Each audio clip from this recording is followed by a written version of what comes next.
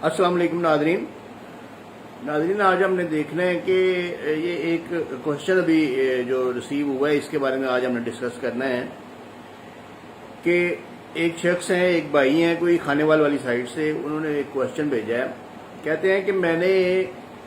ایک پراپرٹی خریدی اور جس وقت میں نے وہاں پہ 4 دیواری کرنی شروع کی، 5 منٹ کا پلاٹ میں نے خریدا اور جس وقت میں نے وہاں پہ 4 دیواری کرنے کی شروع کی تو پولیس نے آ کے مجھے روک دیا۔ ان کے پاس ایک درخواست آئی ہے کہ جس نے پراپرٹی بیچی ہے اس کی بیوی نے درخواست دی ہے کہ یہ پراپرٹی اس بندے نے مجھے حق مہر میں دی ہوئی تھی اور یہ میری پراپرٹی ہے، یہ اس نے فراڈ کے طور پہ جو ہے نا یہ بیچی ہے اور یہ خریدنے والا بھی فراڈ کے طور پہ خریدی ہے، لہذا اس پراپرٹی پہ جو کنسٹرکشن ہے نا وہ بند کی جائے۔ تو میں جناب آپ کو اس بارے میں کیا ایڈوائس دے سکتا ہوں؟ آپ نے پہلے اس پراپرٹی کو چیک کرنا چاہیے تھا کہ پراپرٹی اس کے اوپر کسی قسم کی کوئی لیٹیگیشن موجود تو نہیں ہے، لیکن انفارچونیٹلی ہمارے ملک میں ایسا کوئی سسٹم نہیں ہے۔ تو یہ جو حق مہر والا فراڈ ہے نا، یہ ایک بہت عام ہوتا جا رہا ہے۔ اس میں دیکھا یہ گیا ہے کہ ایک شخص جو ہے نا وہ پراپرٹی سیل کرتا ہے، پہلے تو وہ اپنی بیوی کے نام پہ ایک ڈیڈ بناتا ہے، حق مہر کی ڈیڈ بناتا ہے، اس کے بعد وہ فیملی کورٹ سے جو ہے نا وہ ڈگری لے لیتا ہے، اس کی بیوی جو ہے نا وہ ڈگری لے لیتی ہے اور وہ اس کو رجسٹرڈ نہیں کرواتے، وہ اس کا انتقال نہیں چڑھواتے، لیکن وہ ڈگری جو ہے نا وہ ویلڈ ہوتی ہے، ڈگری کی ایک اپنی ویلیو ہے، وہ مالک بن جاتی ہے جو اس کی بیوی ہے۔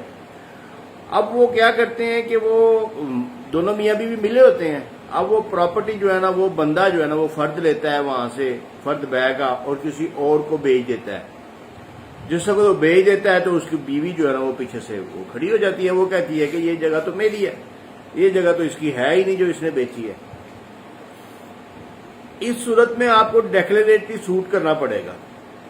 کیونکہ آپ رجسٹرڈ سیل ڈیڈ کے تھرو مالک بنے ہیں۔ آپ سب سے پہلے ایک ڈیکلیریٹری سوٹ دعویٰ استقرار حق کریں اور اس میں جو ہے نا وہ آپ سٹے حاصل کریں اپنی تعمیرات کا، اور اپنی تعمیرات اس پہ جو ہے نا وہ اس کو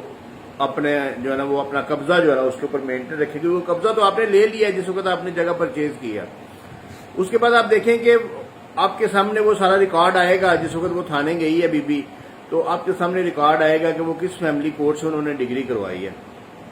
اس کے بعد آپ نے اس ڈگری میں، یہ واحد ایک ایسی ڈگری ہے، فیملی کورٹ کی واحد ایسی ڈگری ہے جس میں جو ہے نا وہ آپ سیکشن 12(2) CPC کو استعمال کر سکتے ہیں اور اس میں فراڈولنٹ ڈگری کو جو ہے نا وہ آپ چیلنج کر سکتے ہیں کہ یہ فراڈ کی بیس پہ ڈگری کروائی گئی ہے، کیونکہ اصل مالک جو ہے نا وہ وہی ہے جس نے مجھے جگہ بیچی ہے اور مجھ سے پیسے بھی لے لیے اس نے، اور اس کے بعد میرے نام پہ رجسٹری بھی کروا دیا ہے، لیکن یہ فراڈولنٹلی اس نے اپنی بیوی کے نام پہ لگوا دیا تاکہ مجھے تنگ کرے۔ تو اس میں سیکشن 12(2) دے کے اس ڈگری کو سیٹ اسائڈ کروائیں جو اس کی ملکیت کو شو کرتی ہے، جس کی وجہ سے وہ عورت مالک بنی بیٹھی ہے، اس ڈگری کو سیٹ اسائڈ کروائیں، اس ڈگری کو ختم کروائیں۔ اور یہ ایون کہ یہ جو آپ کا ڈیکلیریٹری سوٹ ہے اس میں بھی وہ ڈگری جو ہے نا وہ اس کو چیلنج کیا جا سکتا ہے، اسی سوٹ کے اندر اس ڈگری کو چیلنج کیا جا سکتا ہے اور اس ڈگری کی ویلیڈیٹی جو ہے نا وہ ختم ہو سکتی ہے۔ لیکن زیادہ ضروری یہی ہے کہ وہ آپ اگر انہوں نے ڈگری کروائی، اگر تو انہوں نے ڈگری کروائی نہیں ہے تو پھر تو وہ اس کا اتنا وہ رائٹ بنتا ہی نہیں ہے کہ وہ، کیونکہ وہ چپ کر کے بیٹھی رہی ہے بی بی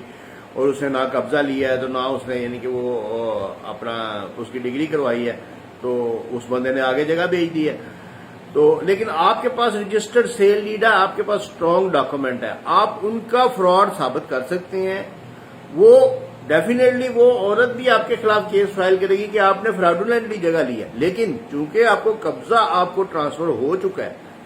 آپ نے پیمنٹ کر دی ہے، پیسے کا ریکارڈ آپ کے پاس موجود ہونا چاہیے، آپ نے بذریعہ بینک جو ہے نا وہ ٹرانسفر کیا ہے،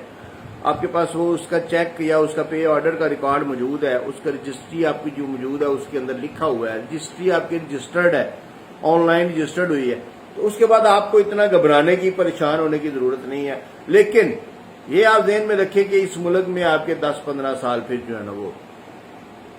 اس پراپرٹی کے بغیر گزریں گے، آپ اس کے اوپر کوئی کنسٹرکشن وغیرہ نہیں کر سکتے،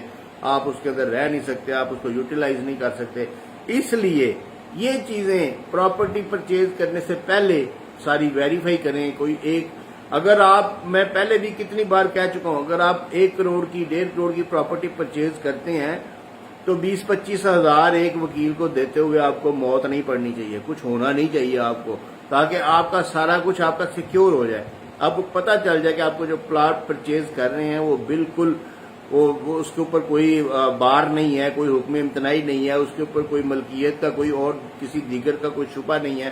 کوئی ایسی چیز نہیں ہے جس کی وجہ سے آپ کو فیوچر میں پرابلم ہو. اس لیے آپ کو 20-25 ہزار روپیہ خرچ کر لیا کریں، اور کسی وکیل صاحب سے جو ہے نا وہ رابطہ کر کے، کوئی اچھے وکیل صاحب سے، تو ان سے وہ ایڈوائس لے لیا کریں کہ میں یہ پراپرٹی پرچیز کر رہا ہوں، اس کے بارے میں آپ مجھے چیک کر کے بتا دیں، تو وہ آپ کو گائیڈ کر دیں گے. بہت شکریہ.